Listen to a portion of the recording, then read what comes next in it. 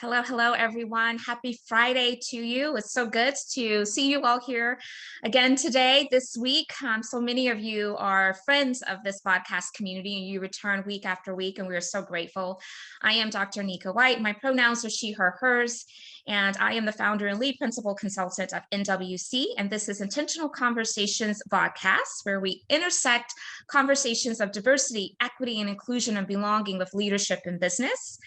Just take a moment to get settled into this virtual learning space. If you would, please locate the chat. Let us know where you're joining the conversation from. It's always great for us to be able to see where people are joining the conversation from. And we have Oklahoma and Dallas being represented. I see Ohio and South Carolina, of course, which is where we're headquartered. But let us know where you are joining today's conversation from. And if you also feel inclined to share your LinkedIn information, we value that. That lets us know that you're interested in being connected with this podcast community beyond just this window of time together today. Cameras are encouraged, but they're certainly not required. We love to see smiling faces, but many of you are just joining in auditory capacity, and we certainly honor and welcome you in that regard. I also want to let you know that we do have closed caption that has been enabled for those who may find value in having that as part of your experience today. This is our way of really centering the importance of disability inclusion. And again, this is Intentional Conversations VodCast, and I'm Dr. Nika White. Welcome to our community.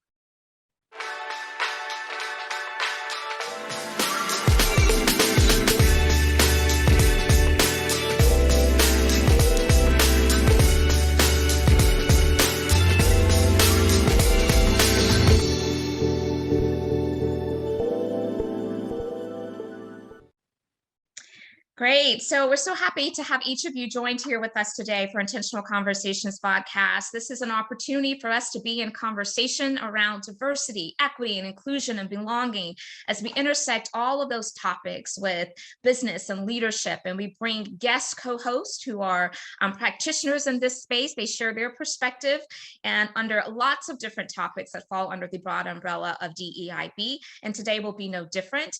For those of you who have been with us for the past several months, you know that we've been announcing that coming soon is the Intentional Conversations podcast, where we're going to be offering, in addition to our VodCast, a podcast version of the Intentional Conversations. And we invite you that if you know of some individuals who like to receive their content by way of podcast, maybe versus being live as part of the VodCast, then let them know about Intentional Conversations so that they can join in with us. And we appreciate you in advance. And don't worry, the VodCast is not going away. We're just adding the podcast component. I also want to just recognize that we are celebrating this month Asian American Pacific Islander Heritage Month. And so AAPI, we certainly want to make sure we're continuing to send forth the message of Stop Asian Hate. This is also Mental Health Awareness Month. And so I hope that you all are finding ways to really be radical about your own self-care and encouraging others in your network to do the same. So for those of you who are accustomed to our VodCast community, you know that we always like to give you a little bit of insight as to what you have to look forward to in the upcoming weeks by way of our guest co-host. And so I'm so excited because we are going to be welcoming next week Janelle Benjamin. And in that Intentional Conversation VodCast, we'll discuss issues of exclusivity, exclusion, and discrimination, and specifically how leaders can effectively support those of us who are in the trenches doing this work of DEIB every single day. So join us for that conversation next week. And then Rachelle Carrier is also joining us. She's a great friend of this community. She often is part of our conversations week after week, but we are going to be having her actually as our guest co-host, and we're going to discuss her new ebook called Emotional Intelligence, a Toolkit for DEI. And then that book, she talks about the emotional intelligence myths and why emotional intelligence is really critical to DEI. So I hope that you will join us for that conversation as well. Now, it does me great pleasure to now center our attention on today's guest co-host, my friend, none other than Dr. Shelton J. Goode. As I normally do, I will love to give him a proper introduction by sharing his accolades, his credentials. So I will present his bio, and then we will bring Dr. Shelton on to greet us in his own way, sharing maybe something that we would not know about him by reading his bio. Dr. Shelton Goode is the president and chief executive officer of Icarus Consulting. Icarus Consulting is a veteran-owned firm that helps companies build a diverse workforce and create an inclusive workplace.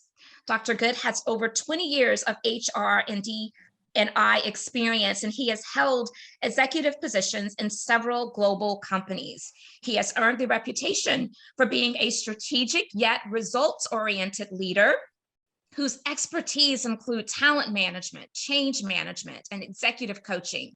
Dr. Goode was the first person awarded the Roosevelt Thomas Lifetime Achievement Award for his work in the field of diversity, equity, and inclusion. So congratulations, Dr. Goode. Forbes magazine recently selected him as one of the 10 top D&I trailblazers. He and I actually shared that recognition together. That's how I first became aware of your wonderful work, Dr. Goode. He has also taught at several colleges and universities and is currently an adjunct professor with Duke University's Corporate Education Department. Dr. Goode has published several books. His most recent book, Winter in America, The Impact of the 2016 Presidential Election on Diversity in Companies, Communities, and the Country, is on the Outskirts Press bestsellers list. Dr. Goode received his doctorate from the University of Alabama and his master's degree in human resources from Troy University. Dr. Goode currently resides in the Atlanta, Georgia area. So VodCast community, you know exactly what to do right now. I'm going to stop sharing my screen so that I can allow Dr. Goode to be able to be spotlighted. Help us to welcome him by sharing whatever emojis or thoughts of welcome into the chat. Let us let him know how grateful we are that he said yes to our invitation today. Dr. Goode, how are you? Welcome. Doc, how are you? I can't tell you how excited I am to be here. When I shared on via my social media that I was going to be on your show, it literally blew up. I mean, my LinkedIn, Twitter, everything blew up.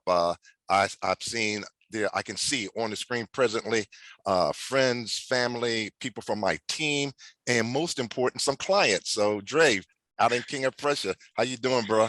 So glad to be here this morning. We're going to have a transparent, candid, they're going to hear a conversation not unlike they haven't heard before, because we know each other and share a lot of things in common. So we're going to keep it real this morning. Absolutely. One of the things that I always tell my guests, I'll share this with the VodCast community. I always tell my guests that I want them to help co-create this experience. It's not enough for me to just come and ask very specific questions. I mean, certainly we spend some time in conversation preparing to make sure that this can be meaningful time for each of you. But I think what makes these conversations so great, Dr. Goode, is when we have full agency and freedom to take the conversation to whatever places that feel comfortable in the moment. And so you have that liberty today, and I understand that maybe you're going to pop some questions my way too, so that's totally fine. I'm up for it. You know me. It's going to be a conversation. It's not going to be I'm not going to be on a witness stand and be interrogated. I may even ask some of the folks I see on the screen that I know some questions. So be ready. This can go any kind of way. No, I love it. And so to our audience today, of course, for those of you who have been joining us week after week, you know that we love a sense of community. So certainly use that chat. If I say something, Dr. Goode says something that really resonates with you, place those thoughts into the chat. If a resource comes to mind that perhaps you think this entire community would gain benefit from, place it into the chat. If we get into a period of sharing and maybe some of the VodCast community members are sharing some things that you want to stand in solidarity with them, then you know what to do. Go to the chat. That's our way of extending our engagement today. And so we really do welcome that. And we will, towards the end, take questions from each of you. We will invite you to unmute yourself and share your question live, or if you desire, you also can just simply place your question into the chat and we will be sure to address that. So Dr. Goode, I have read your bio, given all of your great credentials and your accolades, which I think is always appropriate. But I often like to start with a simple question of, tell us what we may not know about you from reading your bio. What are some other interesting facts that can help us connect to you? And maybe even you would like to share some of how in which you show up to this space of diversity, equity, and inclusion, which could be some of your perspective around maybe the intersecting identities that you have. So however you want to address that question, share with us. Yeah, so again, thank you. So I come to to you today with a lot of different lenses. I'm proud of the fact that I served my country as a Air Force officer, an educator, having taught thousands of graduate students in human resources and public administration. Um, my time in corporate as a chief diversity officer, chief compliance officer, and the HR leader in a number of different industries has given me the privilege of being able to talk about these topics from a number of different areas. And then today, I would be remiss if I didn't give a shout out to my tremendous team. The great superstars at Icarus Consulting, and I'm proud of the fact that we've been very intentional in the types of people that we brought onto our team.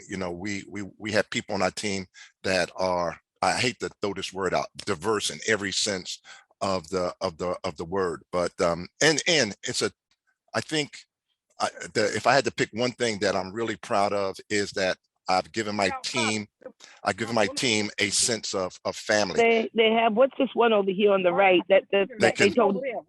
Yeah. Someone's not on mute. I give my team permission to we are a do learn grow organization. So everything that we do, we learn from, and then we hope to grow. So my team pushes me, they challenge me, and that has helped make me a better person. And then last but not least, I'm old school. I was born and raised in North Philadelphia, the Strawberry Mansion neighborhood, and I'm one of those people that I know we've got all this download music and things like that, but I have over 10,000 albums. And I will, go back to the vinyl and pull that out. That's just the old school in me. So that's telling your age, Dr. Goode, but that's okay. Listen, I'm right there with you. Albums are coming back. They're coming back. I'm keeping my really albums. They're coming back. Yeah. They really are. No, I love that. I love that interesting tidbit about yourself. One thing, you know how to. I'm going to remind each of us to please make sure that you locate that mute button. Let's make sure it's activated. There will be an opportunity for you to share. And so during that time, we will invite you to unmute yourself and share. I also want to thank you for your service. I've seen a couple of those statements that have appeared into the chat as well. So thank you for your service.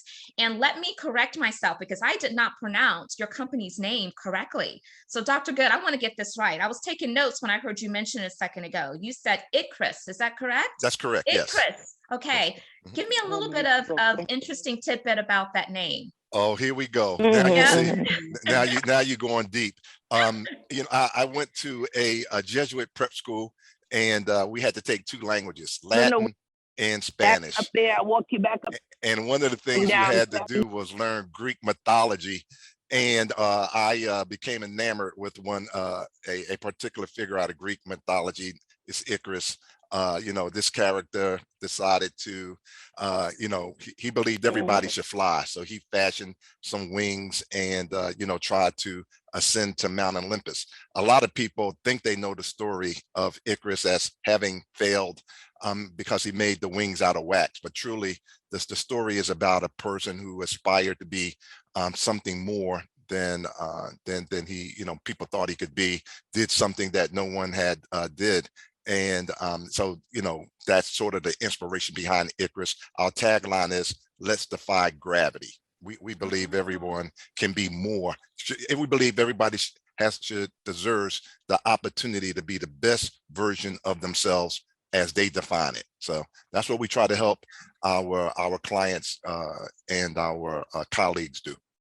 I love that. I love that. Thanks so much. I've been waiting for this opportunity to ask you about the name, the meaning behind the name of the company. So thank you so much. So let's jump right in. So we are now, I don't want to say post-COVID because it's still impacting, so much of what we are experiencing right now. But how is work being reimagined? And talk about maybe the pros and the cons of how people are reimagining work now that we've gone through a couple years and we still are dealing with some effects of COVID, but now we're smarter about it, right? Yeah. Well, and you know this, and so does the audience today. We are in May of 2022, and we're not where we were just 2 years ago. We're in a different world. I spend a lot of my time talking to particularly leadership in organizations to get them to understand, accept, and hopefully embrace that we're just in a different place. Let me give you an example. One of my clients just announced today that everyone has to come back into the office starting 1 June. And it's an arbitrary unilateral. Now, again, companies deserve the right to make decisions, but I think that decision is not being informed. You know, employees today want more say over the things that impact them every day. They want more say over their work, how that work is done, where that work is done, when that work is done. And again, I know companies are not used to having to negotiate and discuss these types of conditions of employment with their employees, but that's just the reality. And employees are voting with their feet. And employees, in addition to demanding and deserving a psychologically safe, less toxic workplace, one where people are valued, respected, and allowed to be the best version. They want more say over the technical aspects of their work, not after the fact. They don't want to be consulted after the fact. Hey, we're thinking about doing this. What do you think? No, they want companies to engage them in the conversations up front. And let me be candid here. Leaders are not comfortable, confident, or competent having those sorts of what you and I have, labeled as courageous conversations. They're just not. So, that's what we try to do, is help our clients around the corner and across the globe understand that we're in a new reality. Yeah, that's a good way to talk about it, a new reality. And what I have been amplifying for a lot of the client partnerships that we have, and you probably have been doing the same, Dr. Goode, is that since we are in this distributed workforce environment, this hybrid or fully remote, we have to make sure that we are even more leaning into all of the best practices relevant to diversity, equity, and inclusion and belonging, because it's hard enough when we are actually sharing the same physical space. But when we go now to this hybrid environment, it takes an even more concerted effort to make sure that we are meeting people where they are. We are helping them to feel a sense of connectivity and belongingness. And so I know that that's been a big conversation that we're having. I'm sure you're having it as well. Yes, it is the conversation. Yes, the conversation. But we've both been doing this a long time, and you and I have, in some respects, I know I have.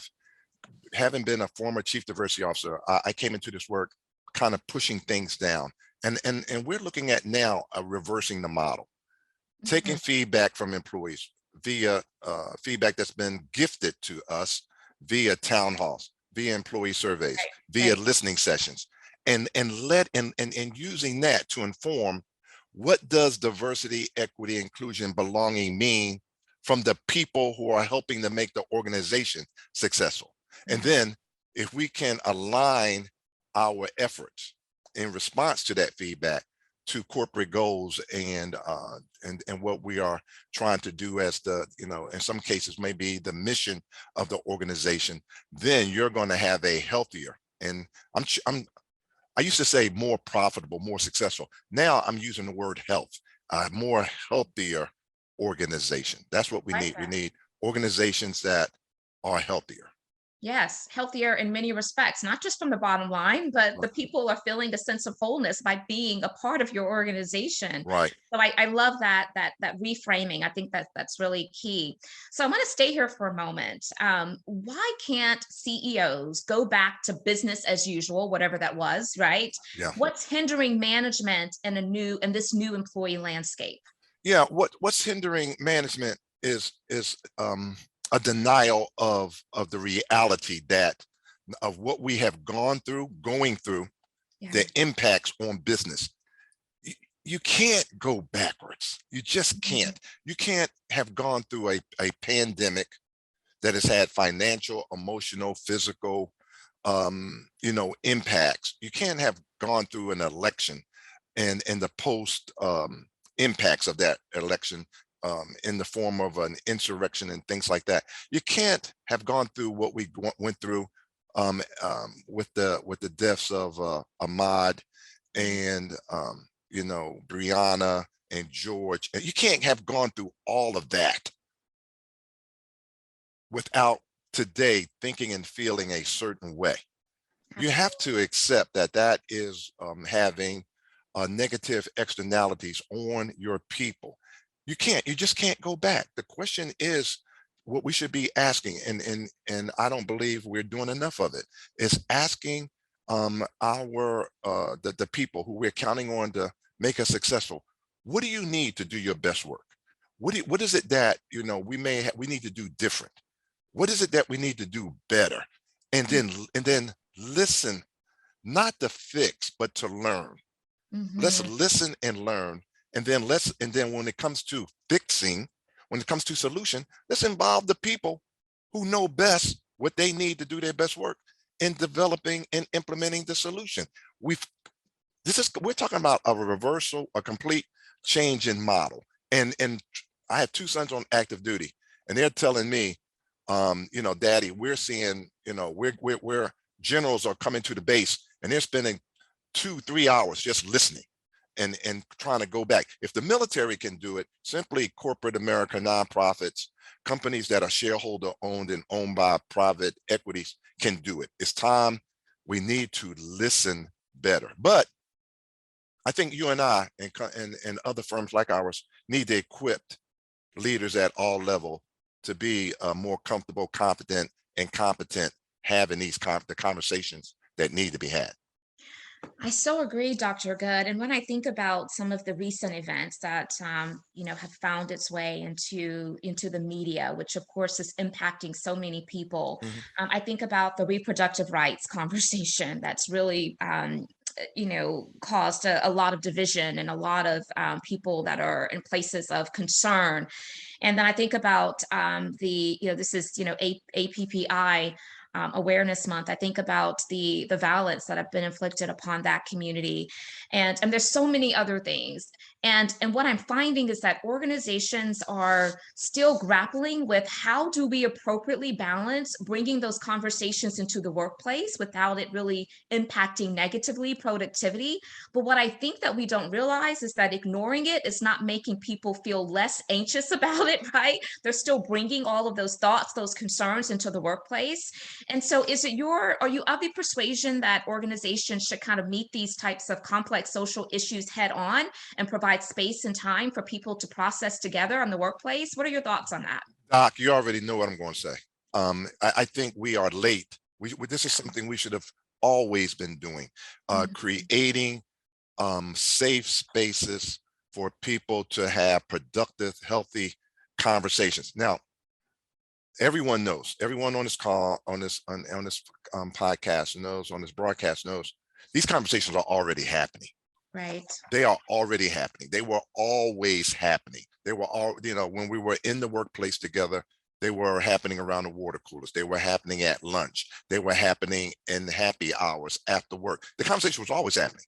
But what was happening was creating a us versus them. It's the workers, it's us, the people that are helping making the organization, successful. And then there is everybody else. And everybody else could be, whoever is not in your tribe. So now what I am encouraging all of my clients to do is to create a space where those conversations can take place. I think it's important for psychological safety. This is mental health awareness month. I just spoke last week at a major conference around mindfulness, helping people be where they are as a way to enhance mental health and mental and well-being. So I believe that companies owe it to themselves, owe it to the organization to create these spaces for people to have these conversations. Again, I go back to my point, and I apologize for being redundant. We just don't have people equipped to have these conversations. Can you imagine after the announcement was made about the leaked memo,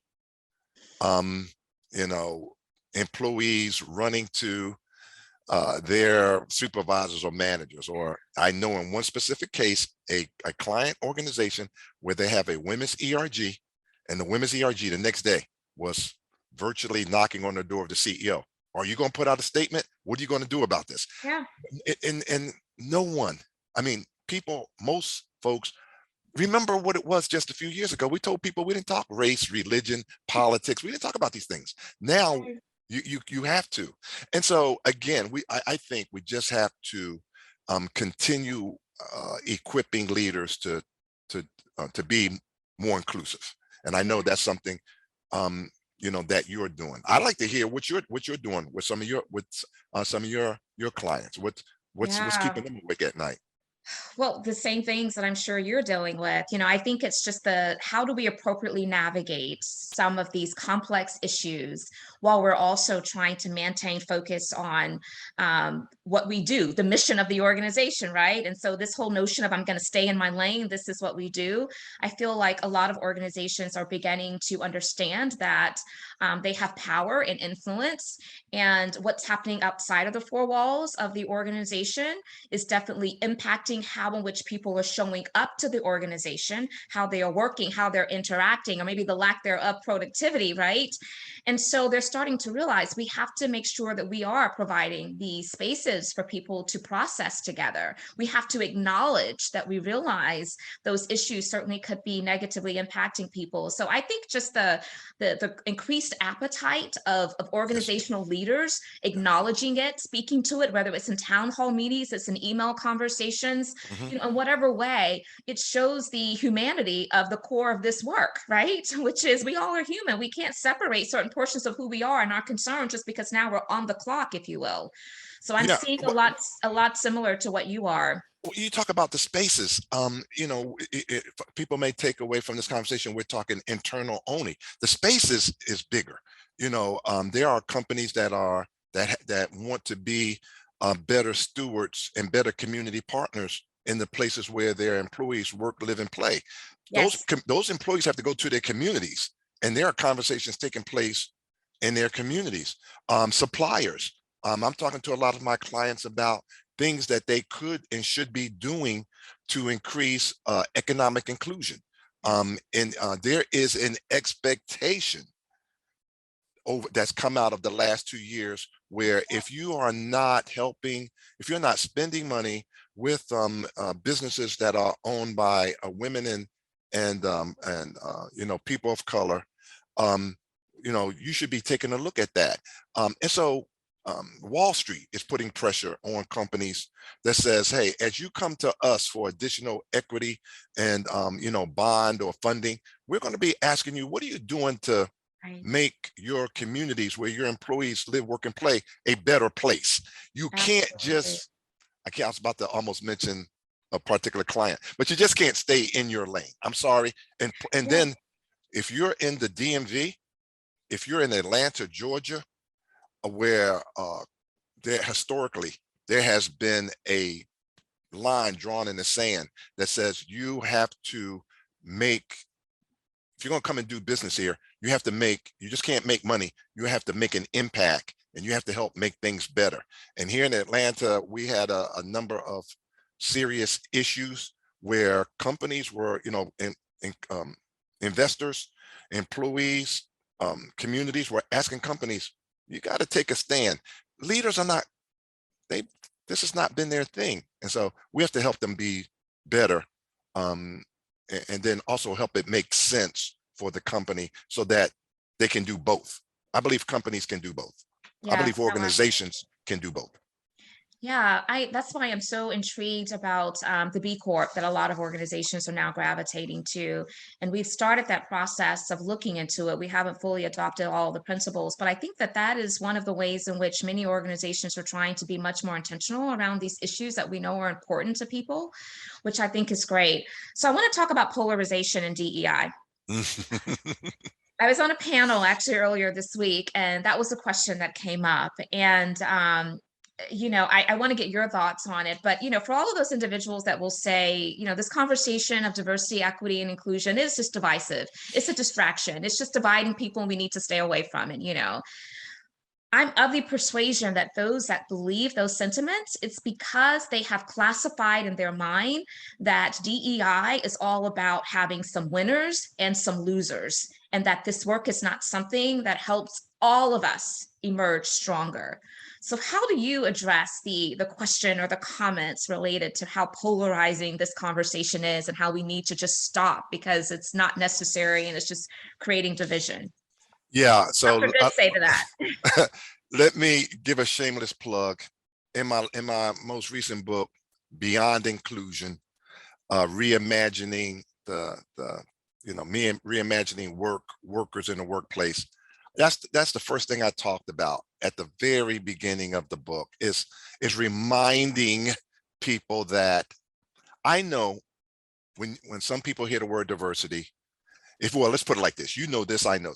You ask 10 people what diversity is, you're going to get 30 different definitions. The same goes with inclusion, equity, belonging, and all the other words that we use. So what I've tried to do is, first of all, remind everyone that the work that we do has always been about trying to help the organization and everyone in it be better. Be better, as defined by the organization and the people in that respective organization. It was never, even though people believed it, it was never designed to only benefit women and people of color at the expense of white males. So this is not new. This is not new. Now, the events of recent years have brought us back to this debate. But the question and the challenge of about what is the intent and the aspirations behind the work has always been challenged. What I'm trying to do is get people to let's just talk common sense. Let's just talk in everyday language and talk about what is it that you need to be the best version of yourself so you can do the best work so that everyone benefits. And then let's have a conversation around that. Doc, this big thing about the mass resignation, it's real. People have decided, I'm leaving the workplace. Can I share a quick anecdote just real quickly? Of course you can. My wife was the vice president of human resources at Cox Automotive. During COVID, she took a package and left. And, we talked about it as a family and just says, it's time. It's time. But even though COVID had an impact, even though some of the things that's happening maybe at the company had an impact, what had the bigger impact was she says, I've got options now to do something I really want to do. So she went out and started an online, high-end retail resale business. Translation, she gets a chance to go shop and then come back and then resell that. I mean, and so she's living her best life. She didn't want to go back into corporate. I have two daughter-in-laws, both highly educated, and they are seriously considering leaving the workforce and starting a professional, a bakery, starting a bakery because they have professional baking skills. People have taken a step back and said, wait a minute, maybe I don't want to do that anymore. Yeah. Maybe I want to do the true best version of myself is doing what I'm being called to do. And so companies need to understand, and oh, by the way, this is your top talent. This is your high potential talent. Right. These are the people that high potential I'm defining as someone who can go 2 levels above where they currently are. These are your top performers. And I'm defining top performer as someone who has been rated as exceeding expectation 2 performance cycles. Those people always have had choices, and they're not just leaving their company to go to another company. Some of those folks are leaving to start their own businesses. They're starting their consulting firms, or they're following their calling and aspiration, whether that's starting a cooking show or starting a rock group. And so I'm trying to get CEOs to understand you're not just competing with people in your industry, you're competing with people's dreams. And if you don't give them a reason to be at your company, then they're going to do what they believe is in their best long-term interest. What you think about that, Doc? I'm seeing it firsthand. I mean, the way in which organizations right now are having to navigate how to attract and retain the best talent, they certainly are having to be much more innovative and creative in their approach to what that looks like versus how it was, prior to this great resignation, what a lot of people are also referring to as the great reevaluation, reimagining. Mhm. And people have some really strong boundaries that now they are holding themselves more accountable to. And that is showing forth in how in which they're making decisions about where to plant themselves from an employment perspective.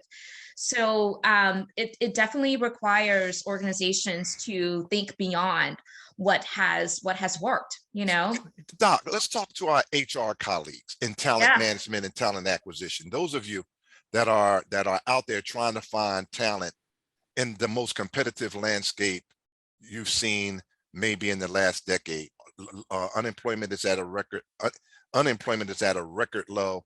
I don't think. I mean, the talent acquisition and talent management people know that people now have decided, if I'm going to work 2,020, 2,040 hours a year, which is a typical work year, maybe some of that work can be part-time. Some of that work can be gig work. Some of that work can be me doing my own thing.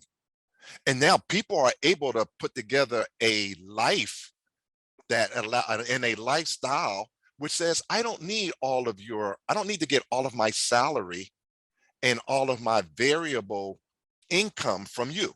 So Mhm. talking bonuses, long-term incentives, maybe I can cobble together enough revenue, income for my family that allows me to take care of my family, and I'm not dependent on you. Yes. And so if you are a CPA like my daughter, you can put your stuff out there for gig work.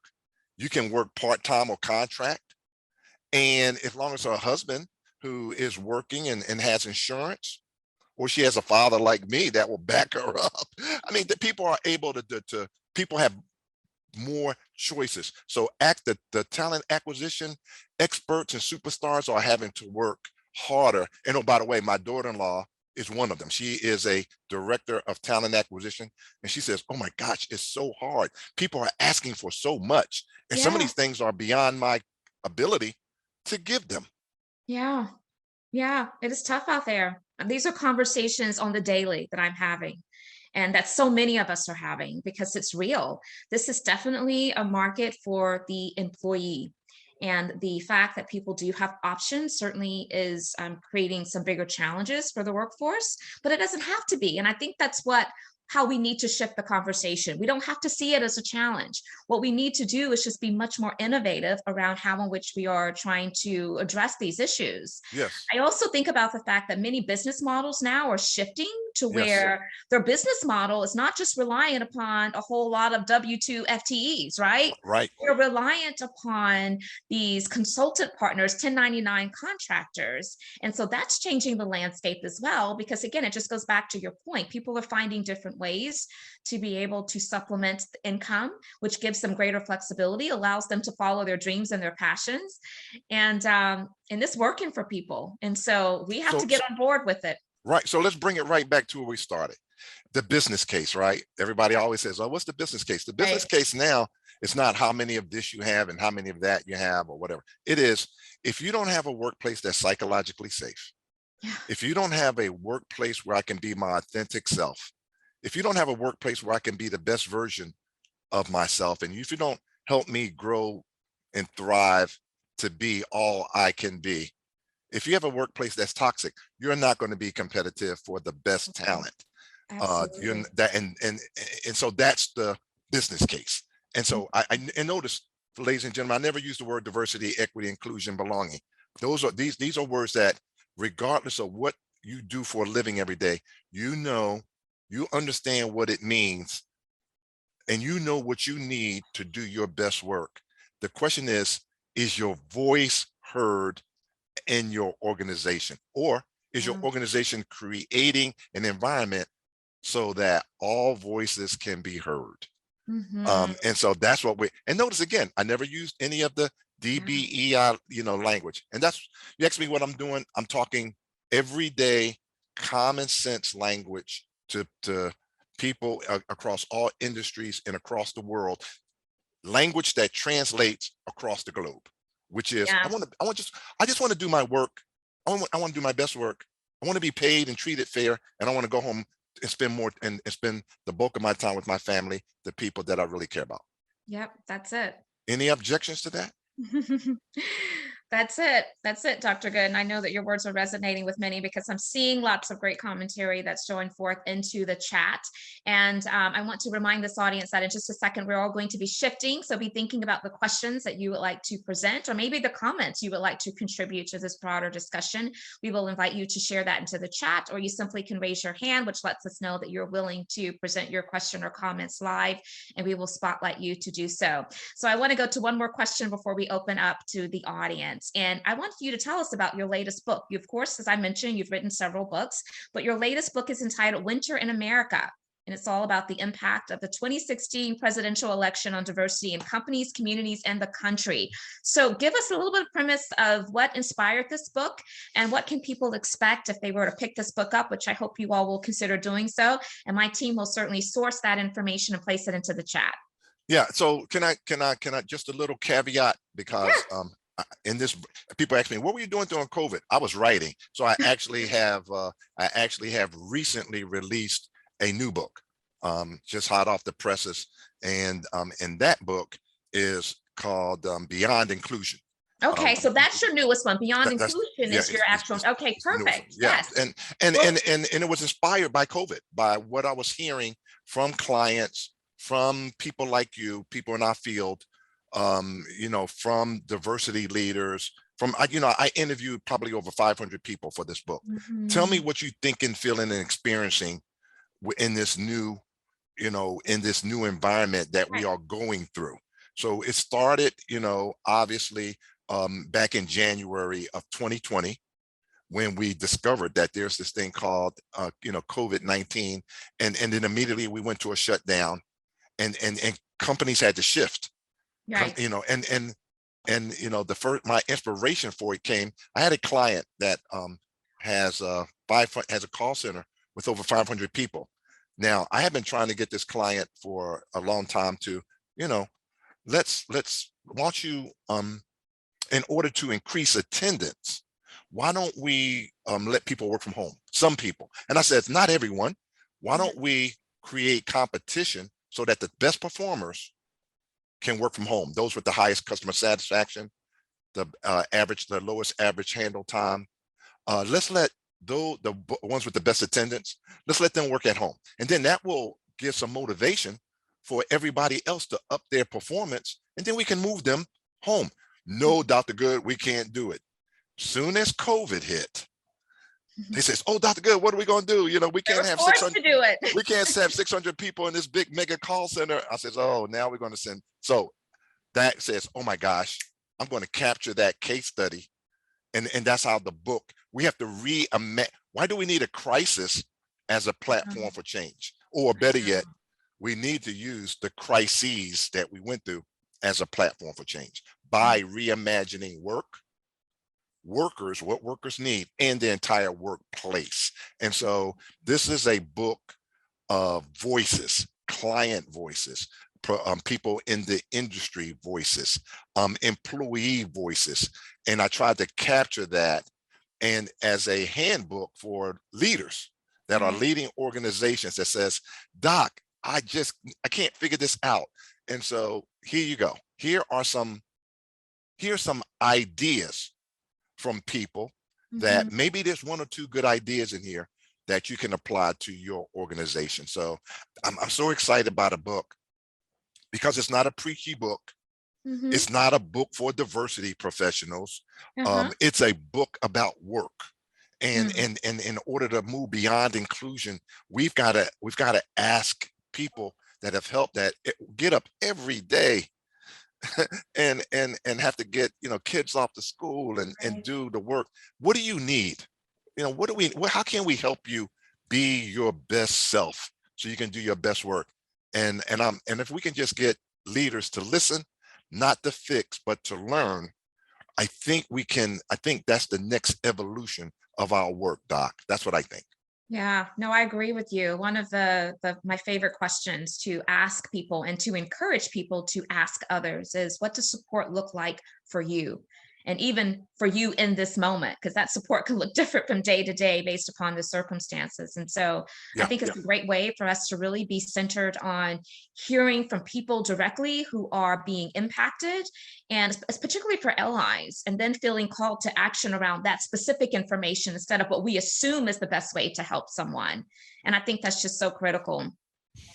Well, we did share your Beyond Inclusion Reimagining Workers link in the chat, so I hope you all will take a look at that.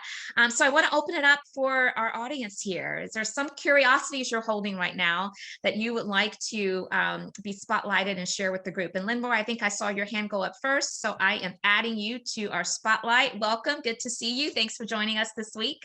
Yes, good morning, everyone, and greetings from Decatur, Georgia.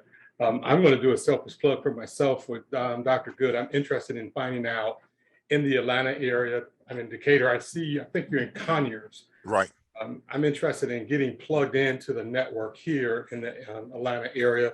Any suggestions? Absolutely. I've already reached out to you on LinkedIn, but when you mentioned that, and when she mentioned that in your bio, I was like, oh yeah, cool.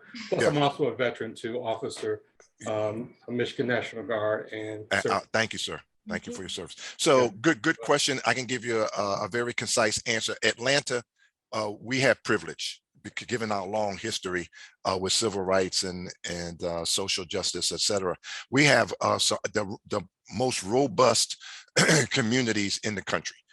We have number one, let's start with the Society for Human Resource Management.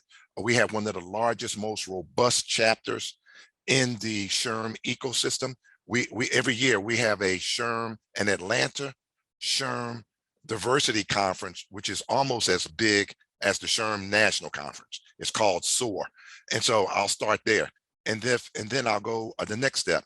We have what's called the Atlanta Diversity Management Advocacy Group, ADMAG, which is a group of community and company D&I leaders that meet every other month.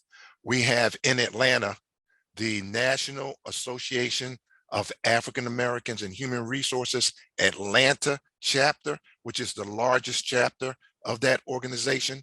National Black MBA is headquartered in Atlanta, and the biggest, most robust chapter is the Atlanta chapter of the National Black MBA. Those are, I would start there, get plugged in, and the National Conference or National Black MBA is coming here.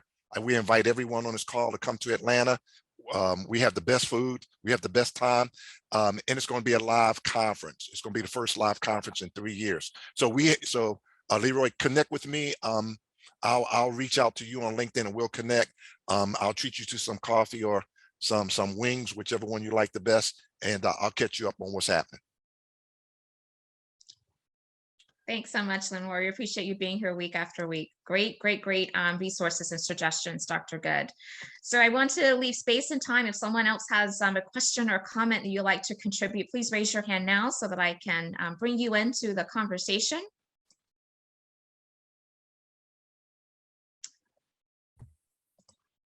Okay, Tina McDaniels. Good to see you, Tina, bringing you into the spotlight. Welcome. Thanks for being here. Well, thank you. I'm glad to be here.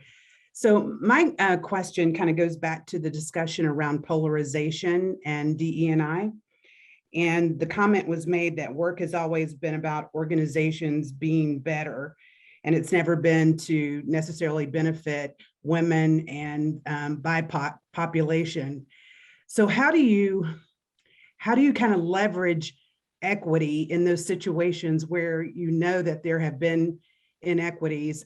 Dr. White presented at a conference in my area just recently, and inequity is real. So how do you address that, Dr. Goode? Yeah, inequity has always been real, and it's always been in the workplace. And first of all, equity has never been understood that you have to give people what they need to do their best work. It's not about a one size fits all, but equity, whether it has been or inequity, whether it's been around pay, women have been underpaid for decades. I mean, since they've been at the workforce, they're still earning only 79 cents for every dollar. And companies have not, for the most part, taken intentional actions to just look at equity and internal equity. And so let's go to health and disability. Companies still struggle, even though it's the law, with coming up with something as simple as reasonable accommodation committees, and not leaving it to supervisors to say, you know, whether or not I can provide that accommodation or what that accommodation should be looking like. We should be looking at accommodations across the whole enterprise, and we're still not good at that. And so it's always been about what do individuals, groups need that to do their best work. And so we just need to lock arms with our HR partners. And I'm sorry, we got to go back old school, because we used to do audits and things like that to identify barriers and practices and processes that were preventing and limiting productivity. And we've gotten away from that. Now, let me go back to my statement. The work, the statement was, it was never only about, doing work to benefit women and Blacks, indigenous people of color at the expense of white males. It was always about providing everyone with the tools, resources, eliminating inequities and barriers and headwinds so everybody could produce their best work, because that's the way the company is going to maximize its utilization.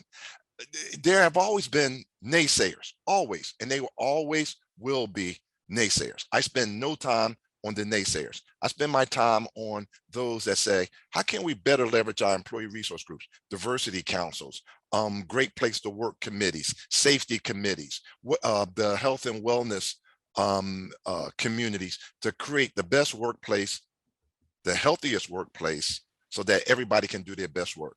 And so, we need to continue to identify inequities that are impacting on individual and organizational performance, and then put in place mechanisms to balance out that playing field over time. We just got away from it. I remember when I was an HR business partner, we used to go and look at by business unit. Like, let me give you an example. Maybe this will help. When I was at one company where salespeople they got their salary, they got a bonus, and they got commission. So we had salespeople making 300% over the average salary. And we said, wait a minute, something's wrong. Should they be entitled to commission and bonus?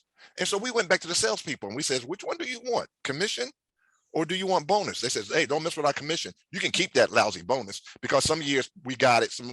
That's what we're talking about, equity.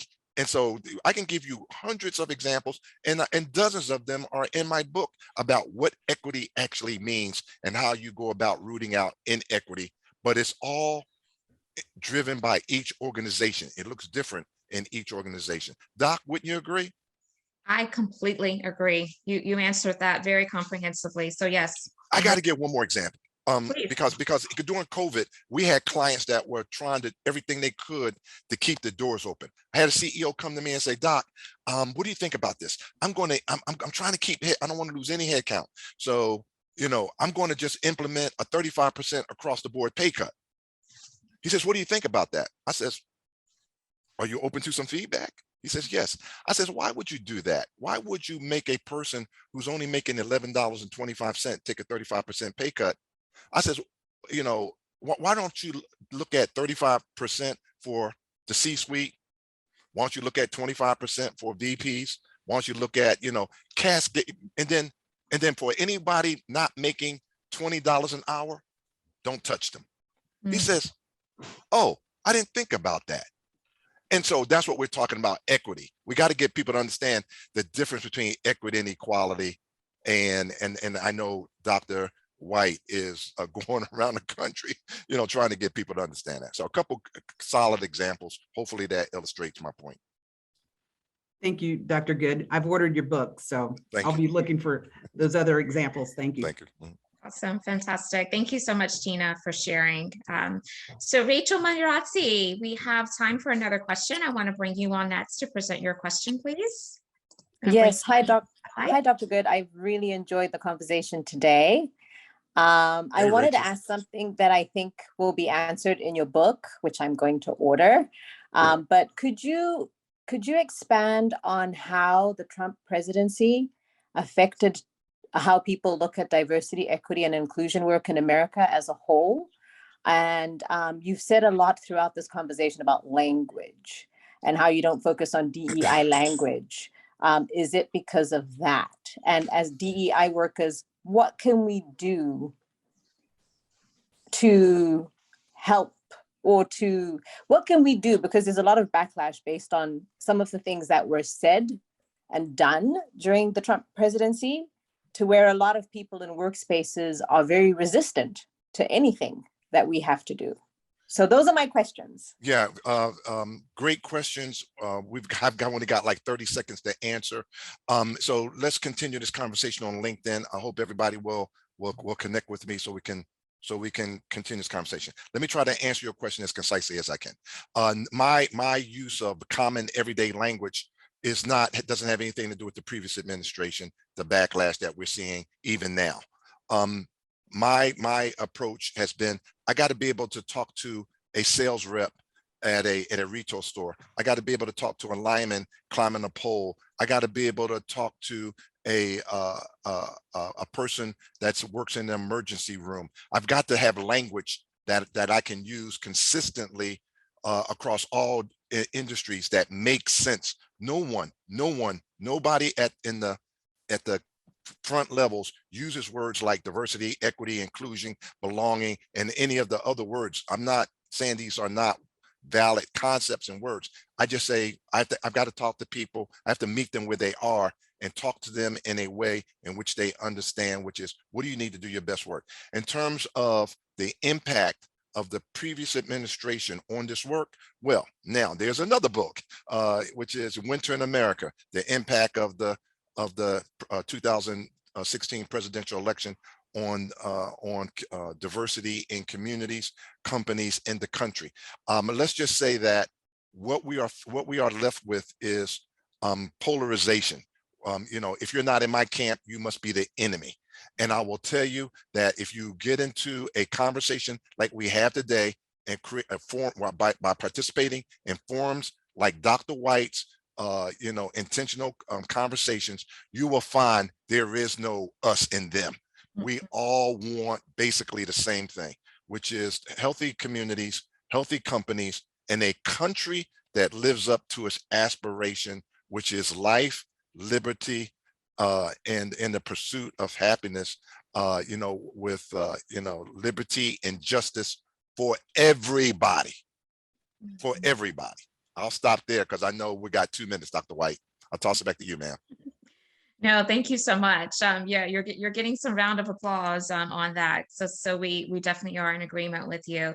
So in our final 2 minutes, Dr. Goode, we could probably continue this conversation for another hour at least. But I want to give you the ability to, in our final 2 minutes, to just share with this audience maybe some additional things that you're feeling really emboldened and passionate about right now that we were not able to tackle within this conversation. What would you like to leave this audience with? With one word, with one phrase: we're better than this. We can be better. Let's figure out what we need to do different so we can be better. Let me say it again. Let's figure out what we need to do different so we can be better. We want healthy communities, we want healthy companies, and we want a country that's better. We're better than this. As a person that served this country and flew around the world defending what we stand for, we're better. We're better. So let's roll up our sleeves, let's get to work, and let's get it done. That's an amazing note to end on. We are better than this. I believe it. I hope each of you who are connected here with us today and are in community with us believe it, because it's going to help us emerge stronger if we do believe it. So Dr. Goode, thank you so much for sharing with us today. Thanks for saying yes to our invite. Thanks for all of the work that you're doing. Thanks for your service to our country. And we hope that we will be able to invite you back in the future. Absolutely. So much going on with you and in your work. I hope you all have enjoyed this. If you have, I want you to be sure that when the replay goes out, you share it with someone else in your network that you think would be find this content of value. But we appreciate you being a part of the Intentional Conversations podcast community, and hope to see you next week. Have a great weekend, everyone. Bye-bye. Thank you. Thank you so much. All right.